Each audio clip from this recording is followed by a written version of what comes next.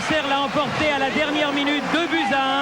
Le championnat 95-96 est terminé. Et la J Auxerre a réussi, comme on le savait, comme on l'espérait, le fabuleux doublé Coupe Championnat. Pour célébrer cet énorme événement, Auxerre sera en fête toute la nuit. Pendant ce téléfoot avec Frédéric Jaillant et Pascal Pro, nous allons vous faire participer à cette nuit de liesse. Cela commence, Frédéric Jaillant, dès maintenant sur la pelouse du stade de la Baie-des-Champs. Oui, sur le terrain, il y a une ambiance incroyable, Thierry. C'est l'apothéose. L'apothéose après une progression fulgurante de la JA. On va voir ça avec Philippe Louis, mais d'abord, sachez qu'en fin d'émission, Aimé Jacquet nous dévoilera la liste des 22 joueurs qui l'emmènent à l'Euro. Pour le moment, chapeau Auxerre.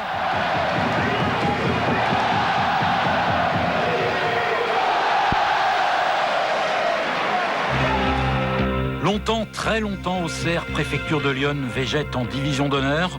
À 22 ans, Giroud en devient le tout jeune entraîneur et apparemment l'apprentissage du métier est long et difficile puisqu'il doit attendre 1970 pour faire monter son équipe en 3e division. 4 ans de patience et nouvelle étape avec l'accession en division 2. Les Bourguignons trouvent la bonne cadence et ils s'offrent même une finale de Coupe de France en 79. Ils la perdent 4-1 après prolongation face à Nantes. Cet exploit ne sera pas sans suite puisque l'année suivante, Auxerre accède à la 1re division et à défaut de gros moyens, Giroud fait preuve d'imagination. Il crée un centre de formation qui fera le bonheur du club. Auxerre continue d'apprendre sans angoisse et en 84, nouvelle progression avec une première participation européenne. Les Auxerrois vont même s'abonner à la Coupe de l'UEFA. 1994, nouvelle date glorieuse, Auxerre bat Montpellier et remporte son premier grand trophée, la Coupe de France. 2 ans d'attente et c'est l'apothéose pour Giroud.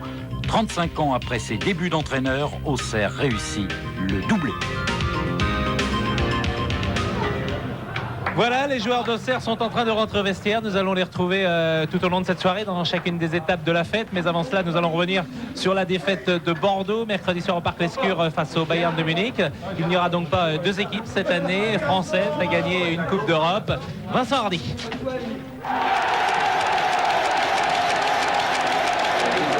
Allez les gars, on est parti, allez.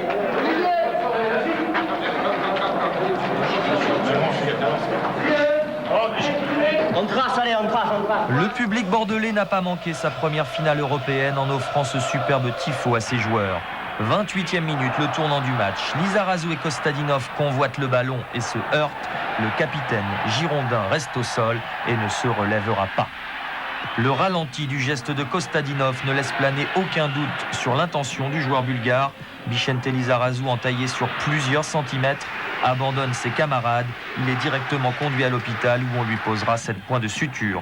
Ancelin a remplacé Lizarazu. C'est lui qui sert Dugarry, dont la frappe frôle le montant droit d'Oliver Kahn.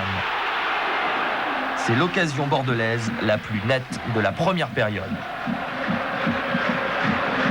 Début de seconde période, Zidane décale Vitschke dont la frappe trouve le bras de Sforza. Monsieur Zouk, bien placé, ne bronche pas. 52e minute, les Allemands par Klinsmann récupèrent un ballon côté gauche, talonnade de Kostadinov pour Mehmet Scholl qui prend son temps pour ajuster Gaëtan Yard. Le Bayern mène 1-0, Bordeaux doit désormais marquer 4 fois.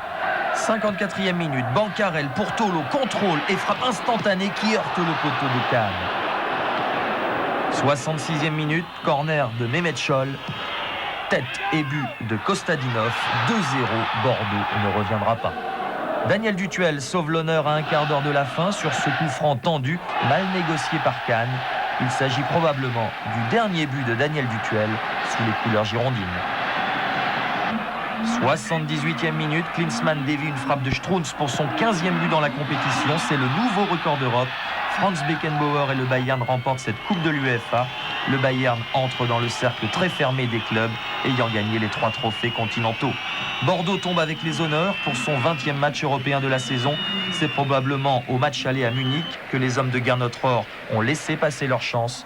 Ils entament au ralenti un tour d'honneur. C'est le temps des regrets. On était loin de nos performances faites en Coupe d'Europe. On est tombé sur une très bonne équipe allemande. C'est les meilleurs qui ont gagné. Malheureusement, on n'a pas été à la hauteur ce soir. Français-là. Je me dis qu'avec tout ce monde autour, ça aurait été sympa si on avait gagné. Voilà, je sais pas. Je pense que c'est dur la loi du sport. Hein. Jean-Pierre. Côté français, seul Jean-Pierre Papin a le sourire, et pour cause.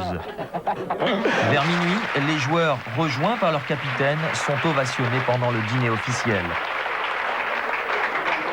Un peu plus tard, sur le coup de 3 h du matin, toute l'équipe se retrouve dans un bar du centre-ville. Jean-Pierre Papin a abandonné ses coéquipiers et ne s'en porte apparemment pas plus mal. Vicente Lizarazu inspecte sa plaie sous le regard tendre de sa maman. Geoffrey Toys, Didier Tolo, Anthony Bancarel se voient offrir à leur insu un superbe gâteau d'anniversaire. 2, 3. La nuit a été courte, la saison très longue, les héros sont fatigués, c'est l'heure des récompenses. Chaque joueur se voit offrir 10 caisses d'un grand vin de Bordeaux. C'est aussi l'heure des mises au point. Jean-Didier Lange abandonne la coprésidence mais reste au conseil d'administration. Alain Flelou évoque l'avenir de ces stars qui sont toutes encore sous contrat. Je ne dis pas que nous allons les garder, je dis que nous voulons les garder. Et que nous allons faire tout ce qui est en notre possible, dans nos moyens, pour les garder. Richard Witschke, qui bénéficiait d'une clause libératoire, a signé à l'Ajax d'Amsterdam. Si Christophe Dugarry souhaite changer d'air, Bordeaux fait tout pour conserver Zinedine Zidane, condition fixée par Lizarazu pour rester également. Les supporters, eux, ont déjà fait leur choix. Bon, qu'est-ce qu'ils font ces jeunes-là là-dedans? Vous devez pas être là. Non, tu sais ce que c'est, Guy? C'est tes mais la 4e techno.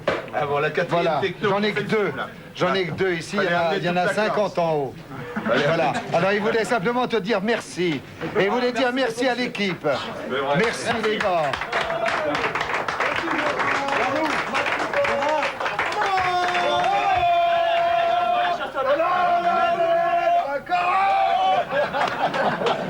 Au public, au public.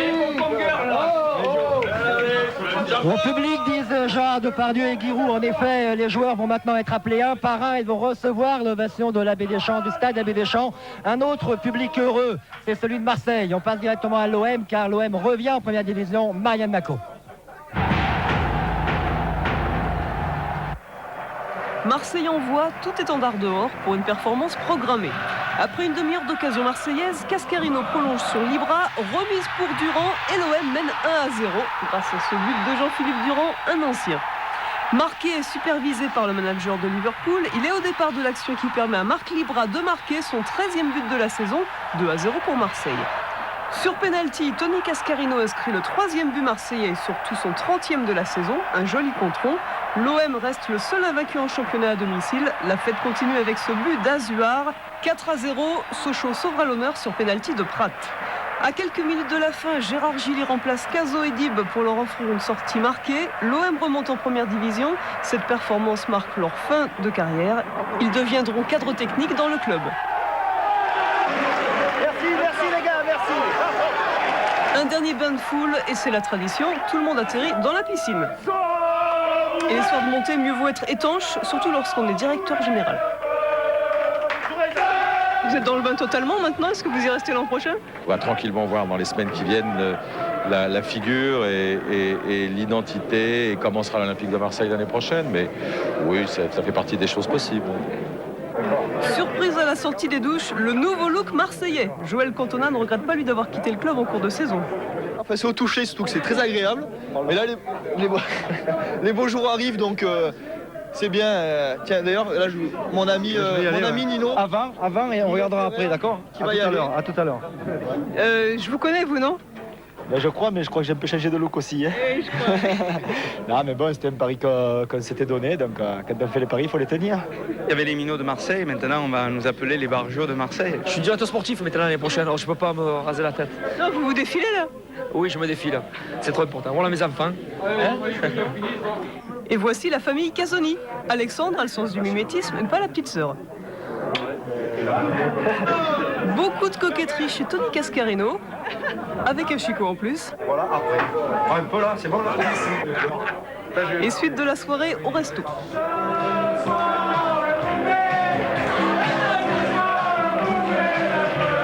Et on comprend pourquoi ils sont devenus footballeurs et pas chanteurs.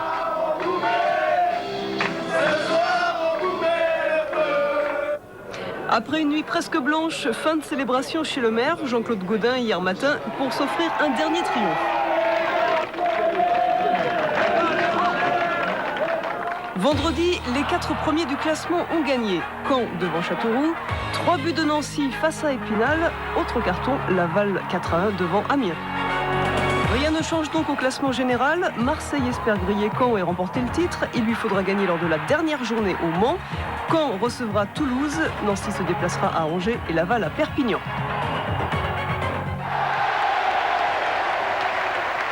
Bravo donc à l'Olympique de Marseille qui retrouve la première division. Les joueurs sont au vestiaire, ils vont revenir dans quelques instants. Pour faire patienter le public, une fête est organisée sur la pelouse. Une fête à la mode auxerroise, une fête bon enfant, comme Giroud et les siens savent l'organiser. Feu d'artifice pour terminer, feu d'artifice pour le public et pour nous, une page de pub.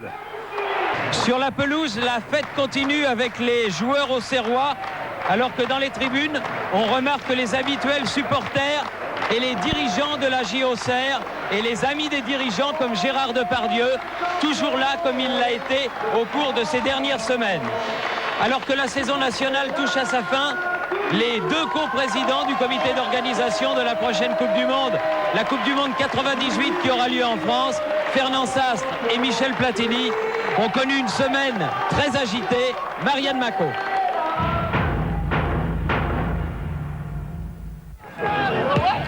Dimanche à Clairefontaine, le comité d'organisation de la Coupe du Monde organise bien plus modestement le tournoi des partenaires pour 98.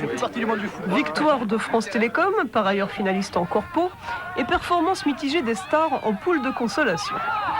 Mais, grand intérêt dans cette réunion, la prestation exceptionnelle du nouveau gardien du Variété Club de France, Luis Fernandez. Des arrêts superbes et surtout sur une action, une sortie à la Olmeta. Voilà, il part tout seul. Balle au pied, traverse le terrain. Allez Luis. Et sur la casquette, c'est plus facile. Et cette belle action se termine par un but et le Variété termine 3e. Hier soir, les mêmes ou presque chez Foucault, les anciens et les joueurs actuels, Dimeco, Guérin, Blanc, Lama, Lamouchi, Loco, Pedros, pour découvrir lors de l'émission Les Années Tubes la mascotte de la Coupe du Monde 98 sous les traits bien évidemment d'un coq bien franchouillard.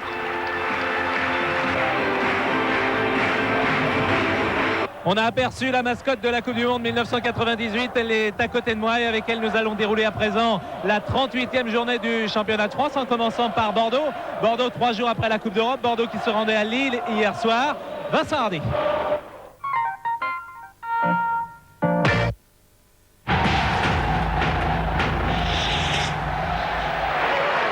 Bravo aux Girondins, c'est ainsi hier soir à Grimont-Pré-Joris que les Lillois ont accueilli les récents finalistes de la Coupe de l'UEFA. Philippe Lucas, capitaine d'un soir, sans doute pour son dernier match en première division, reçoit des fleurs. C'est lui qui offre ce ballon à Ancelin qui sert Castan. Bordeaux mène 1-0. On joue la 33e minute. À noter que l'équipe de Bordeaux hier soir était composée de nombreux jeunes du centre de formation. Dugarry, Lizarazu et Zidane, entre autres, étaient absents. Attention à ce contre de Simba sur un long dégagement d'Aubry, bien stoppé par Gaëtan Huard. Seconde période maintenant, 53e minute. Diawara ajoute un second but pour les Bordelais qui s'imposent 2-0 et remportent leur premier match à l'extérieur de la saison. Il était temps.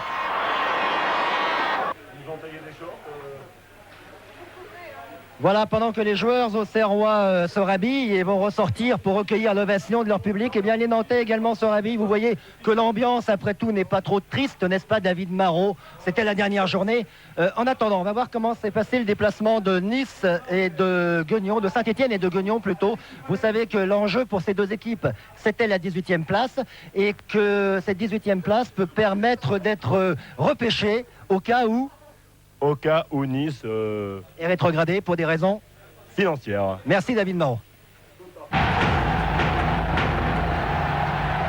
Problème financier réglé, le président niçois nous l'a affirmé, les Stéphanois n'ont donc plus d'espoir d'éviter la 2e division et pourtant ce sont eux les plus vite en action. Frappe de Sanjak, il est easy battu, non, sauvetage réussi par Calegari au nez et à la barbe de Floto. Les Stéphanois dominent mais ils vont se faire piéger sur cette contre-attaque niçoise.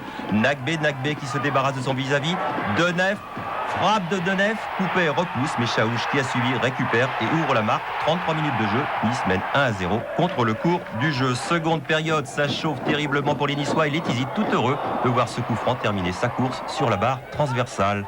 Saint-Etienne a laissé passer sa chance, d'autant que Debat, lui, ne rate pas cette superbe occasion. 2-0, Nice gagne le match, mais perd un gardien de but, Lionel Letizy. Je vais jouer 4 ans à Metz. Qu'est-ce qui vous a fait choisir Metz? Déjà, c'est un club stable, sérieux. Ça me convient assez. En plus, bon, il joue la Coupe d'Europe et bon, c'est une bonne équipe. Metz a manqué hier soir ses adieux à son public, venu en masse, près de 20 000 spectateurs au stade Saint-Symphorien. Ça démarre pourtant bien pour les Messins avec ce but de Cyril Pouget. On joue la 39e minute et Pouget vient de marquer son 11e but depuis le début de saison. En seconde période, les Guignonnais vont revenir au score dans un premier temps par Jurietti à la 49e minute. Puis 4 minutes plus tard, c'est Correia qui donne la victoire au FC Gognon. Correia qui bat Songo. Songo qui devrait être remplacé par Letizy la saison prochaine à Metz.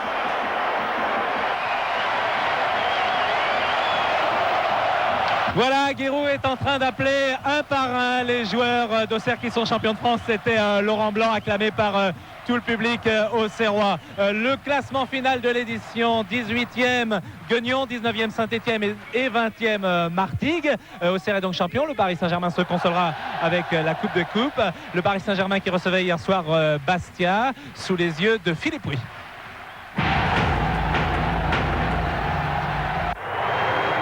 Junior Lasserre qui effectue un tour d'honneur avant papa, c'est la fête au Parc des Princes. Daniel Bravo, Luis Fernandez et quelques autres font leurs adieux au public parisien et c'est Bastia qui va en souffrir. 5e minute, corner de Djorkaeff, tête de Ngotti, reprise de Deli Valdez dans la lucarne. 1-0 pour le PSG et fin d'une mauvaise passe pour Deli Valdez. À 5 minutes de la mi-temps, Valanconi fauche Djorkaeff, pénalty sifflé par M. Pochard et transformé par Djorkaeff. 2-0. Luis Fernandez est détendu, finit la pression et 3e but après moins d'1 heure de jeu. Tir de Guérin repoussé par Valanconi. Djorkaeff est à l'affût, fin de corps et reprise. 3-0, c'est le plus beau but de la soirée. Youri Djorkaeff est décidé à se faire regretter. 65e minute, c'est encore lui qui est à la réception de ce centre de Ngotti et de 4 pour le PSG. 3e but pour Djorkaeff. Les Parisiens sont euphoriques. 68e minute, centre de Laurent Fournier à destination de Djorkaeff. 5-0, mais c'est Souma qui a marqué contre son camp. Mauvaise soirée pour Bastia. Drobniak n'a pas marqué, seul éclairci ce but de Pierre Laurent qui permet aux Corses de sauver l'honneur. Résultat final 5-1. Luis Fernandez peut sortir sur les épaules de ses joueurs.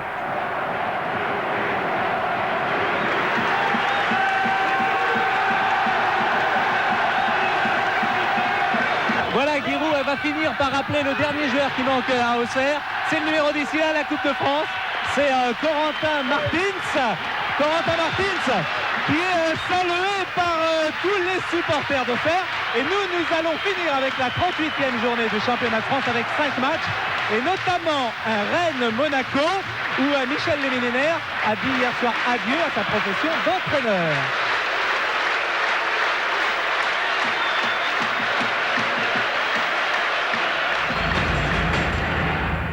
Rien ou pas grand-chose pendant 56 minutes et ensuite une avalanche de buts. C'est le scénario de Rennes-Monaco. Ouverture du score par Sonny Anderson. C'est son 20e but depuis le début de la saison. Les Monégasques se battent pour une éventuelle place de dauphin. Lilian Thuram réussit le 2e. Adieu réussi pour le futur joueur de Parme. Le marquage n'est pas trop rigoureux. Cela va profiter à Anderson. 82e minute, centre d'Henry. Et 21e but du Brésilien de Monaco. Celui-ci vaut bien un petit pas de danse. Il permet à Sonny Anderson de devenir le meilleur buteur du championnat. En fin de match, Rennes va réduire l'écart à la marque par Sylvain Wiltord. Premier but magnifique. Et suite à une faute sur André, Wiltord va réussir le doublé. Pénalty sifflé par Monsieur Chéron. Wiltord en profite pour marquer son 13e but. 3-2, Monaco est 3e. Quant à Sonny Anderson, il termine donc roi des buteurs avec 21 buts, 1 de plus que Drobniak et 3 de mieux que Maurice. Ils étaient plus de 20 000 hier soir au stade de Gerland pour la venue de Cannes et ils ont dû patienter jusqu'à la 83e minute pour voir le seul but du match. Il est inscrit par Cédric Bardon sur cette superbe volée. Bardon félicité par Olmeta. Lyon s'impose 1-0. Dernière à la Méno et un but après 2 minutes de jeu seulement. Il est marqué de la tête par Martin Djetou. Ce sera le seul de la soirée. Victoire donc de Strasbourg 1-0. Martin Djetou lui aussi a réussi ses adieux. L'an prochain, il jouera à Monaco. Au Havre, c'est Lens qui ouvre la marque juste avant la pause. 44e minute, Arsène sert Boli et Lens mène donc 1-0. À noter que Jimmy Adjovi-Boko aura l'occasion d'inscrire son premier but en première division. Mais hélas pour lui, il manquera son pénalty. C'est à la 89e minute que Lagrange égalise pour le Havre. Score final, 1 but partout.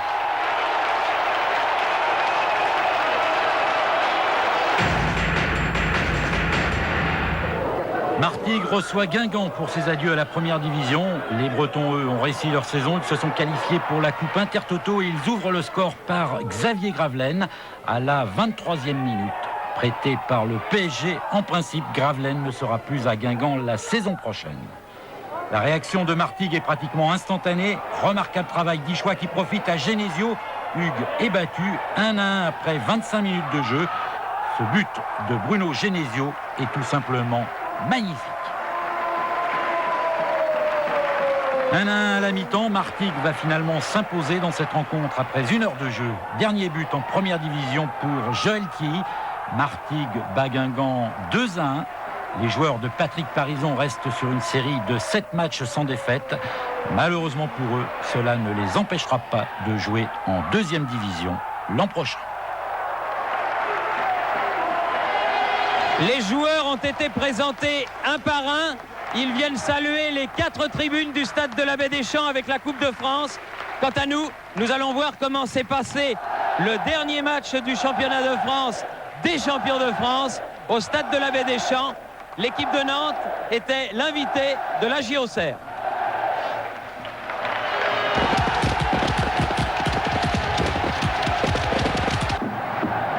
Ils ont les cheveux bleu, blanc, rouge. Les joueurs d'Auxerre font leur apparition sur le terrain. Il est 20h et les Nantais dressent une haie d'honneur aux Auxerrois. Un champion sortant salue un nouveau champion dans les tribunes. Et c'est une surprise. Giroud qui n'est pas sur le banc de touche puisque c'est Dominique Cuperli qui va coacher cette première période. Et c'est parti avec un débordement de Diomède, un amorti de Martins et un superbe arrêt en 2 fois de Marot, d'abord devant Martins, puis devant Guivarch. Marot qui a pris la place de Casagrande puisque celui-ci est suspendu.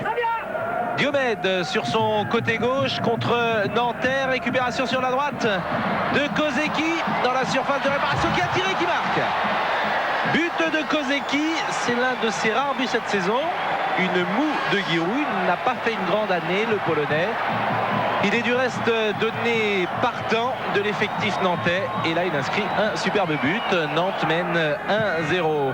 Transversale de Diomède en direction de Lamouchi qui va pouvoir armer. C'est un bon tir du pied gauche. Et Marot était sur la trajectoire. Une tête de Jean-Michel Ferry sur la barre.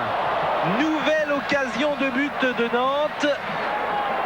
Mais toujours 1-0 lorsqu'arrive la 45e minute.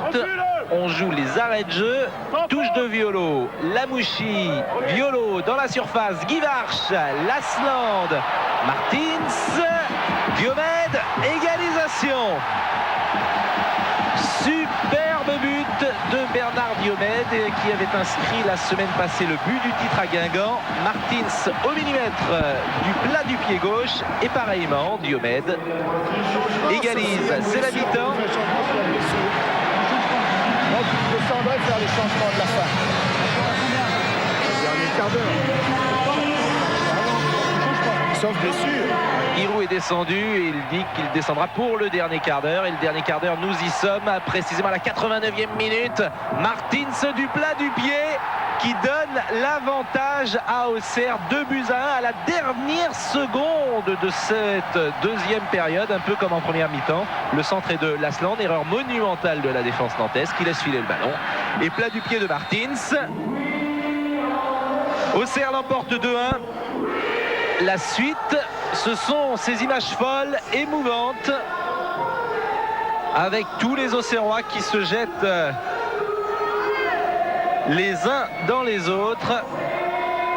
Premier salut et premier retour au vestiaire.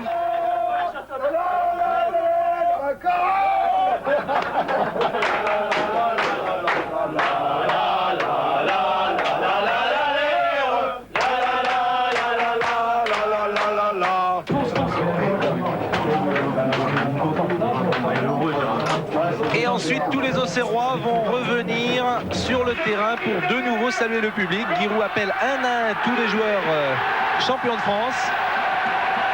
Le dernier entré sur le terrain avec la Coupe de France, Corentin Martins, le capitaine.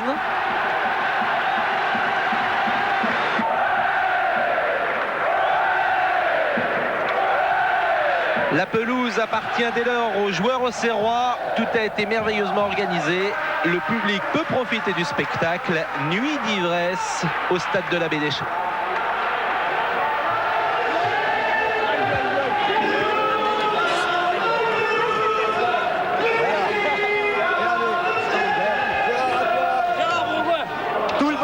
Jean-Claude Hamel, tout le bonheur de Gérard Bourgoin. À Auxerre, il y a Giroud, mais il y a également Gérard Bourgoin.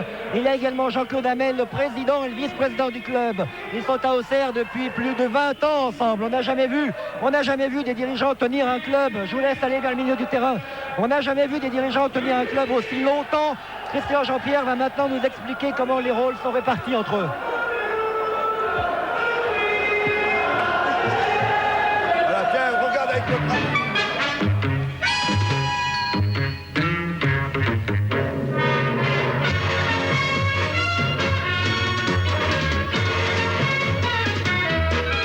Dans la famille de la GIA, voici le président Jean-Claude Hamel, très fin gestionnaire, Gérard Bourgoin, vice-président capitaine d'industrie, et Giroud, entraîneur passionné, habité par le football. À la tête d'une entreprise de 80 personnes, Jean-Claude Hamel est l'homme qui a engagé Giroud. J'ai commencé à rencontrer Giroud quand nous l'avons pris donc comme entraîneur, il y a aussi 33 ans, 33 ou 34 ans peut-être. Et donc je l'ai eu, moi, président. En tant que président, je l'ai eu comme joueur. Je l'ai eu longtemps, beaucoup d'années en division d'honneur, quand il était entraîneur-joueur. Jean-Claude et Guy seront rejoints en 78 par Gérard Bourgoin, industriel bourguignon à la tête d'un groupe agroalimentaire. La tribu est constituée. C'est en réalité une famille soudée, et puis avec, comme dans toutes les familles, bon, de temps en temps, le grand frère qui a envie de mettre une taloche au mioche, et puis le mioche qui se rebelle un con contre le cousin, et c'est ça Auxerre, c'est-à-dire ces trois hommes qui véritablement se complètent et qu'on... peut-être d'ailleurs des talents différents sur certains sujets, mais qui ont tous la même volonté de réussir, la même volonté de gagner, la même volonté de gagner par le travail et par le sérieux. Ce gouvernement à trois est très astucieux. Lorsqu'il faut prendre une décision, il se dégage toujours en effet une majorité. Dans ce club, les rôles sont bien définis. Jamais, bien sûr, il ne m'amène un joueur que je n'ai pas demandé. Mais jamais je ne conclus un transfert moi-même. C'est toujours eux qui font les discussions financières. Ce club, qualifié de paysan dans le milieu, est à la pointe de la technologie. La GIA bénéficie des Falcon 10 de Gérard Bourgoin. Grâce à cette organisation, cette équipe est également championne de France des voyages éclairs. Lorsqu'ils jouent à l'extérieur, les joueurs sont de retour à Auxerre autour de 23 h. Gérard Bourgoin, commandant de bord, approche les 10 000 heures de vol. Giroud, lui, en a bientôt 300 en tant que copilote. Je dis souvent... Un copilote comme moi, c'est comme un président qui croit connaître le football. J'ai passé 300 heures à côté d'un pilote et je crois connaître. Mais si jamais je prends les commandes, on s'écrase. C'est comme les présidents qui vont toujours voir les matchs à côté de leur entraîneur. Si on leur confiait une équipe pendant un mois, en général, elle s'écraserait au sol. Y a-t-il un pilote dans l'avion? À Auxerre, la réponse est affirmative. Hamel, Roux, Bourgoin, c'est le trio gagnant. Un équipage expérimenté qui part à la conquête de la Ligue des Champions avec une équipe remodelée par la force des choses.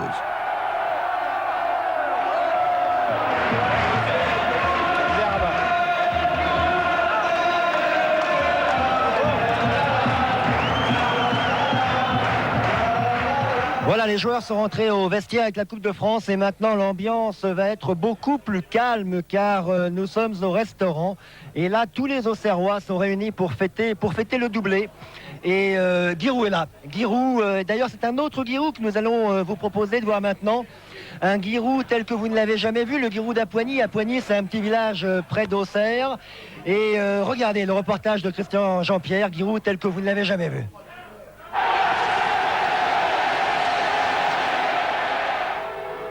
À Poigny, jeudi, 11h. Ça représente quoi ça? Oh bah c'est un ange, hein, c'est plein de piété, hein. Il sort de là, c'est un ange. Il sort de là. Avec l'auréole, là. Oui. Hein? Mais l'auréole, c'est pour la mettre sur ta tête? Non, alors, le paradis, c'est un endroit avec des beaux terrains de foot. Et que l'équipe du paradis bat l'enfer tous les samedis 6-0. Attention, enlevez les doigts. Et on peut la toucher? Oui. Ah non, vous la touchez seulement, hein.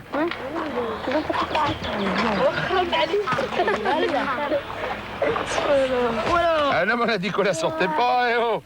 Faut qu'elle prenne froid, hein. En ce jeudi de l'Ascension, Giroud se rend dans un village voisin, Migène, pour le jubilé d'un ancien joueur. Jean-Paul Lot a joué dans l'équipe 1 de la GIA pendant 20 ans. Il a tout connu, excepté la première division. Et puis bien sûr, Giroud. C'était pour toi que je l'avais amené. C'est bien, alors. Je vais t'embrasser malgré la moustache.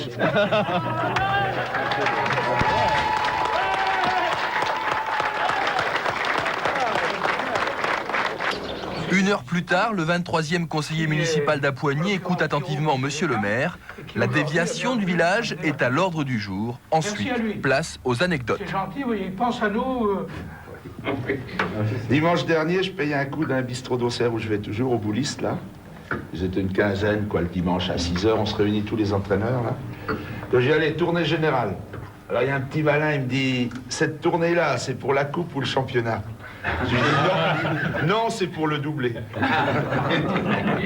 Depuis toujours, Guy est resté fidèle à Apoigny. C'est dans cette maison que son grand-père l'a élevé. Pendant la guerre, l'entraîneur de l'AGIA a pratiqué le football, mais également des sports d'intérieur. Explication en compagnie d'une consoeur de France 3 Dijon. Il fallait détricoter des pullovers familiaux pour faire des carrés de laine de 15 sur 15. Et avec ces carrés, on confectionnait des couvertures pour la résistance. C'était en 1943. À l'école d'Apoigny. Une maille à l'endroit, une maille à l'envers, une possible reconversion pour Guy dans cette maison construite au bord de son étang. Mais la retraite, ce n'est pas avant 2012 et d'ici là, de l'eau aura coulé sous les ponts. Non. C'est la fête. Les supporters, moi je vais me casser la gueule. Bon, ce soir c'est la fête. Et souvenez-vous, il y a 20 ans, Jean-Jacques Hano avait déjà tourné ici, coup de tête avec Patrick Devers. C'était l'histoire d'une équipe de football déjà. Et déjà, Jean-Jacques Hano avait été impressionné par la personnalité des Auxerrois et de Guy Roux. Bravo.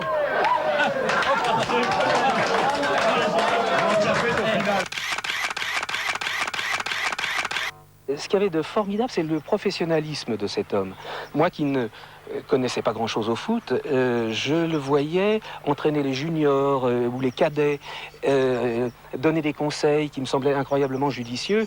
Et la manière qu'il avait de motiver son monde, et aussi, je dois dire, la manière qu'il avait d'expliquer aux autorités locales que le foot c'était important, qu'il fallait quand même un petit peu de sous pour son club, pour que ses joueurs ne soient pas piqués par les autres. Tout ça, je crois, c'était un ensemble tout à fait remarquable de quelqu'un qui semblait connaître incroyablement son métier, qui comprenait très bien les joueurs et qui aussi comprenait l'environnement du football. Et c'est, je crois, à cause de toutes ces qualités qu'il a réussi à faire ce qu'on sait de son club.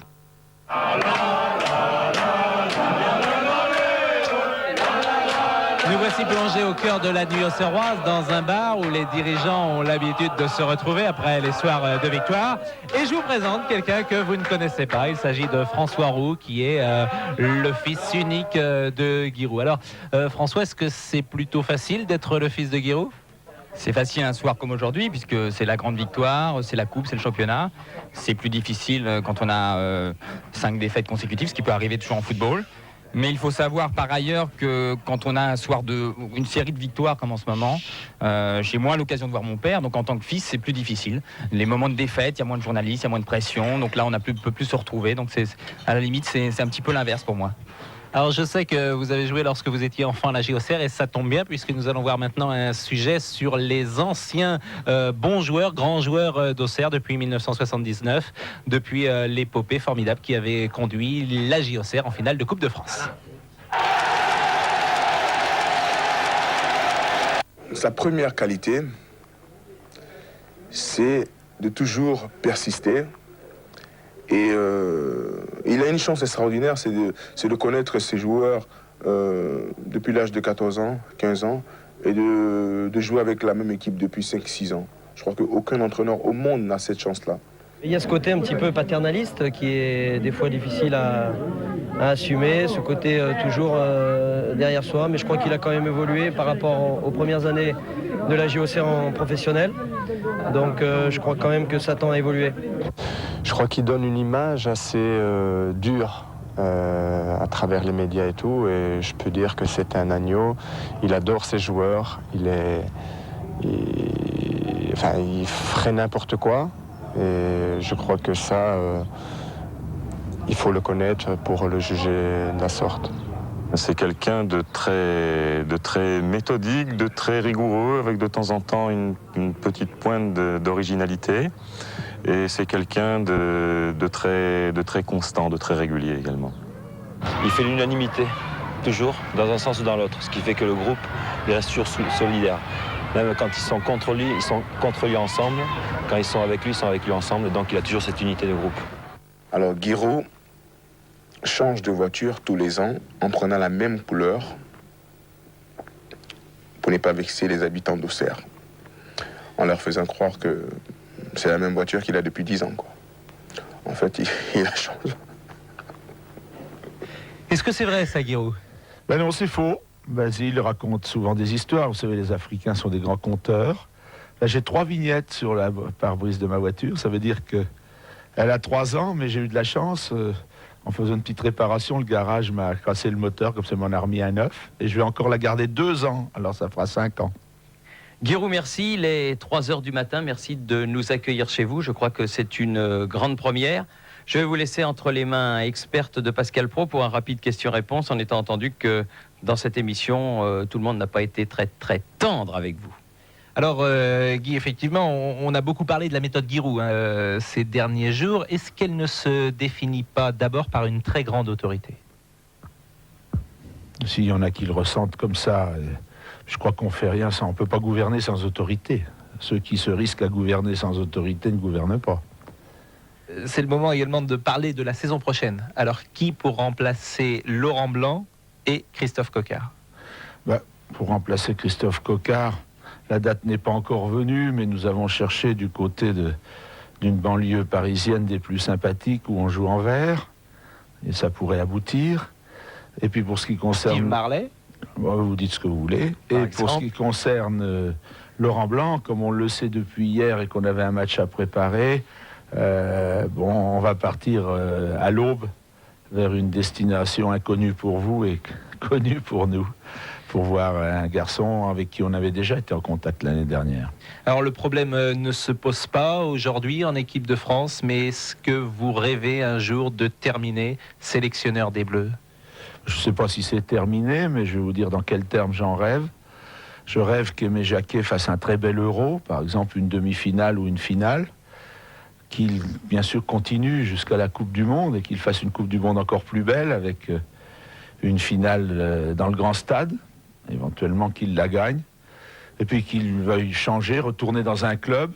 Je peux lui trouver un très bon club Auxerre. À ce moment-là, je me trouve sans boulot et je pose ma candidature à l'équipe de France. Quand? Eh bien, en 98, quand il vient juste de faire la finale de la Coupe du Monde. Merci Giroud de nous avoir accueillis. La nuit se termine, alors on va tous prendre un petit peu de repos.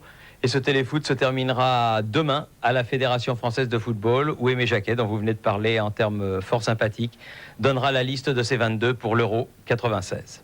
Et la nuit a été courte. Merci à Laurent Blanc d'avoir honoré son rendez-vous. C'est très sympa, Laurent. Alors, on l'a appris, je ne veux pas dire qu'on le regrette, mais pourquoi avoir choisi de quitter la France et d'aller jouer à Barcelone? Tout simplement parce que je pense que j'avais un challenge très excitant, très intéressant à tenter à l'étranger. Et je veux me prouver à moi-même que bon, je peux réussir dans un grand club étranger. L'occasion m'en était donnée, donc j'ai su la saisir et je pense que j'espère tout au moins avoir fait le bon choix.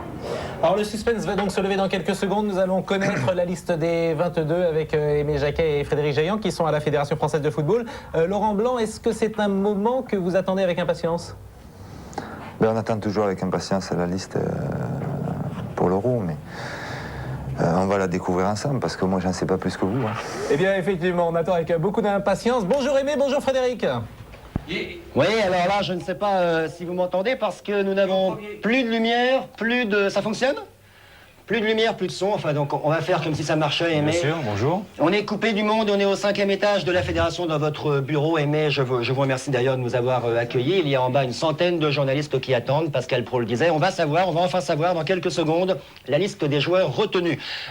Pour l'Euro va donc s'afficher sur l'antenne de TF1. Vous avez communiqué une liste officielle de 22 noms, numérotés de 1 à 22. Ce sont plutôt les joueurs qui ont choisi leur numéro. Mais pour plus de clarté, Aimé Jacquet, à TF1, on a pris le risque de classer les joueurs par ligne de jeu. Alors c'est parti, les joueurs qui vont à l'Euro, on commence par les gardiens de but. Il y en a 3, Lama, c'est votre numéro 1, vous l'avez toujours dit, Barthez et Martini. On passe à la défense.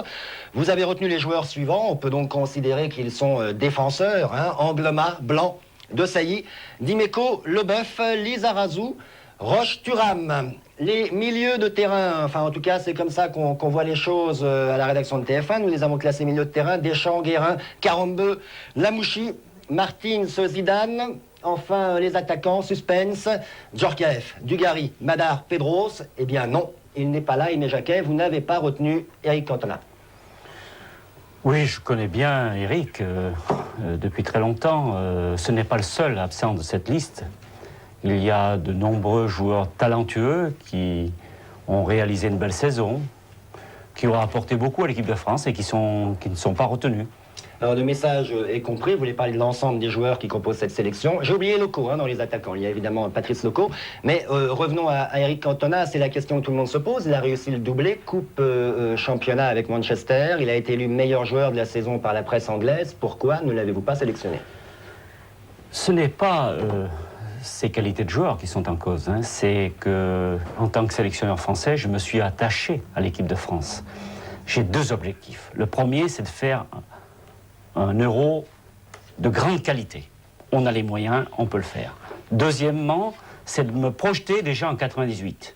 C'est-à-dire avoir la possibilité de confronter cette jeune génération talentueuse et ambitieuse au meilleur des nations européennes.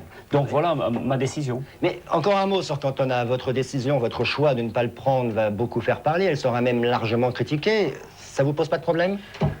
Non, mais la critique fait partie de notre vie. En tant que sélectionneur, c'est encore pire. Je crois savoir que depuis mon premier match, j'ai été la cible de nombreuses critiques, mais nous sommes là, et bien là, et l'équipe de France est bien portante. Alors on continue, la lumière n'est pas là, peut-être l'image est un petit peu sombre, mais on vous entend, Aimé Jacquet, c'est l'essentiel. Papin, vous l'aviez dit, ne sera pas à l'Euro. Wedek, lui, il est toujours blessé, il ne sera pas à l'Euro. Et puis, vous n'avez pas retenu David Ginola. Pourtant, l'équipe de France jouera 2 matchs à Newcastle. Newcastle, c'est le club. Et le public de Ginola, ça aurait pu faire un avantage important. Je vous rassure, je ne compte pas sur le public anglais. Je compte surtout sur le soutien total du public français. Et puis, ce qui est beaucoup plus important pour moi, c'est que cette équipe de France soit tournée vers le progrès, vers, je dirais, une équipe de France qui a envie de jouer un challenge et qui a envie de se montrer face aux meilleurs d'Europe. Alors, pour en rester aux individualités, au cas par cas, Bicente Lizarazu est retenu parmi les défenseurs. Vous étiez pourtant à Bordeaux mercredi, vous l'avez vu sortir, vous étiez inquiet avec sa large taille au genou. Oui, les nouvelles sont bonnes. Il nous a fait très peur, mais tout va bien. Il a juste, je dirais, une petite déchirure. Mais c'est une bonne leçon. Et vous êtes certain que pour l'Euro, il pourra tenir sa place. Sinon, vous ne l'auriez pas fait venir. La lumière revient, formidable. Dans votre dispositif également, on peut remarquer le tandem Djorkaeff-Zidane. Ce tandem, vous l'avez dit par le passé, aura un rôle essentiel dans votre équipe, dans votre dispositif pour l'Euro. Oui, mais c'était le choix. Je crois que depuis que je suis sélectionneur, je me suis appuyé sur le collectif. Ce collectif, j'y tiens énormément. Parce que nous n'avons pas encore toutes les données de cette formation. Cet effectif va progresser, va se propulser dans cette Europe.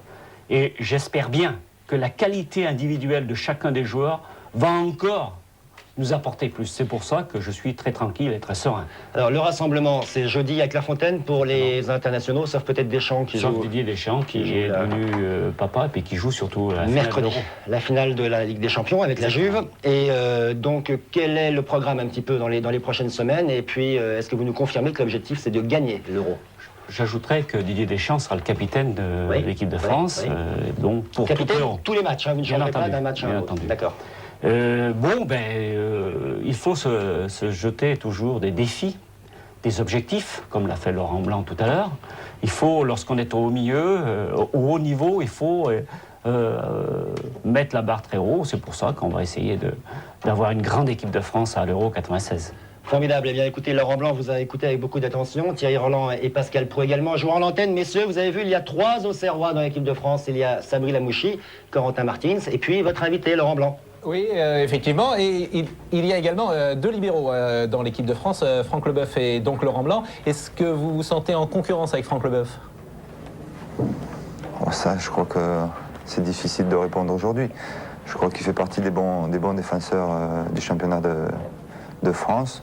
Il est normal qu'il soit en équipe de France. À partir de là, on aura le temps de pouvoir, et puis ça sera toujours au sélectionneur de décider. Alors vous êtes très ami avec Eric Cantona, vous avez joué ensemble par le passé, à Nîmes, non, à Montpellier. À Montpellier. Et Eric Cantona ne sera pas là, votre réaction? Ma réaction, c'est que on devait partir en vacances ensemble, et je crois qu'on partira un petit peu plus tard, puisque je suis retenu et lui non, mais ça ne va pas empêcher qu'on parte ensemble plus tard. Alors Aimé Jacquet a répondu à toutes les questions concernant cette équipe de France. C'est une sélection finalement sans surprise qu'il a donnée. Il a été fidèle à ses idées et au groupe qui est le sien depuis plus de 2 ans. Il n'a donc pas retenu Cantona. Il a pris ses responsabilités, comme il l'a dit, car il veut protéger son groupe. Enfin, il faut espérer que les Laurent Blanc, Zidane, Djorkaeff, Lamouchi, Guérin seront les enfants de Platini, de Giresse, de Tigana et de Fernandez. Ce serait super pour le foot français dans cette saison exceptionnelle et cette saison de tous les succès. On retourne à la fédération pour le mot de la fin avec Frédéric Jaillant et Aimé Jacquet. C'est-à-dire, c'était pas prévu Thierry, mais bon, bravo pour votre éditorial. Et puis Aimé, en vous entendant, avait envie de reprendre l'antenne pour lancer, vous m'avez dit, un message aux joueurs par l'intermédiaire de TF1 pour leur dire ce que vous aviez à leur dire. Je veux surtout leur dire que la concurrence fait partie de notre métier et si on veut progresser, il faut l'accepter. Mais je veux des garçons conquérants qui ont envie de réussir un coup. Je crois qu'ils vivent bien ensemble, ils ont une sensation de football qui est à peu près identique, alors j'ai bon espoir. Votre programme dans l'immédiat, là, vous allez répondre à l'ensemble de la presse?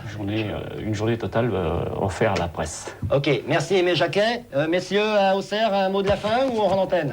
Eh bien, peut-être un petit mot de la fin pour dire que le prochain rendez-vous de l'équipe de France, ce sera le 29 de ce mois à Strasbourg contre la Finlande. Il reste 3 matchs amicaux à jouer, contre la Finlande et contre l'Arménie en France, contre les favoris de cet Euro 96, les Allemands, en Allemagne. Donc 3 matchs importants. Et puis qu'il y a un rendez-vous également important, c'est mercredi sur TF1, la finale de la Ligue des Champions, entre l'Ajax et la Juventus de Turin. Ajax-Juventus, Laurent Blanc, quel est votre favori? Parce que c'est pas facile là non plus de désigner un favori. Match ouvert, mais pas de favori. Non. Pas de favori, mais ça nous permet de parler de l'Ajax et également du football hollandais, parce que vous avez choisi Barcelone, mais vous aviez beaucoup de contacts. Et vous nous avez dit tout à l'heure que vous aviez des contacts avec le PSV Eindhoven.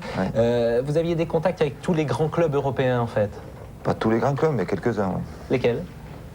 Il y avait Anderlecht, Porto, Benfica, et puis Eindhoven. Et Barcelone.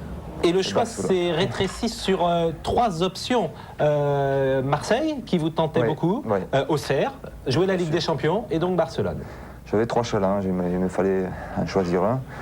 Et je crois que c'est un challenge vis-à-vis de moi-même, parce que je veux me prouver à moi-même que je peux réussir à l'étranger dans un grand club.